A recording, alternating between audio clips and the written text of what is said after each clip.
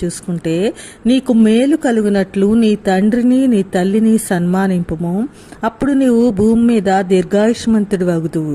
ఇది వాగ్దానంతో కూడిన ఆజ్ఞలలో మొదటిది.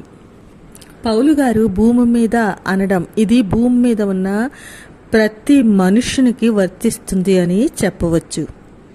ఈ ఆజ్ఞ నుండి మనం ఏం మనం దేవుని కొరకు, మన పొరుగువాని కొరకు మనం చేయవలసిన విధి విధానాలు, ఇతరులను ఎలా ప్రేమించాలి, మనం నెరవేర్చవలసిన విధులు, ఇతరులతో మన సంబంధాలు ఎలా ఉండాలి తెలియజేస్తాయి.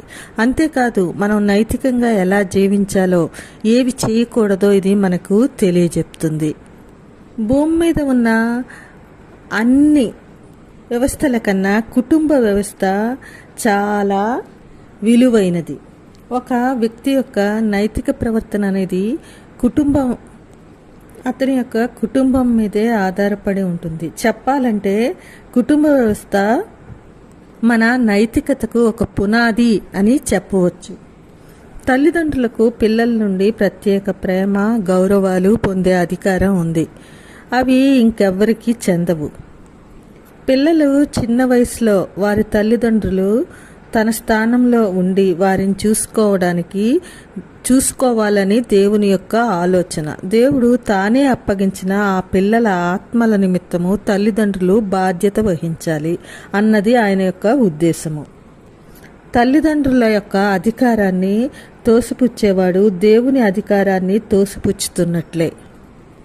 తన తల్లిదండ్రుల పట్ల గౌరవంతో, ప్రేమతో, వినయ విధేయతలతో ఉండటమే కాదు, వారి వృద్ధాప్యంలో వారికి ఆసరాగా ఉండి వారి యొక్క సమస్త అవసరతలు తీర్చాలన్నది ఈ 5వ ఆజ్ఞ మనల్ని హెచ్చరిస్తుంది. ఎవరైతే తల్లిదండ్రులను శ్రద్ధాభక్తులతో, ప్రేమతో చూసుకుంటారో వారు పెద్దల పట్ల గౌరవభావం కలిగి ఉంటారు. మనల్ని పరిపాలించే అధికారులను, మన ఉద్యోగ బాధ్యతల్లో ఉన్న అధికారులను, నాయకులను దేవుడు ఎవరికైతే అధికారం ఇచ్చాడో వారందరినీ గౌరవించాలి, వారికి లోబడి ఉండాలి అన్నది కూడా ఈ ఆజ్ఞలో ఒక భాగం. మన పరిశుద్ధ గ్రంథంలో కూడా తల్లిదండ్రులను చూసిన ఎంతో ప్రేమగా వారి వృద్ధాప్యంలో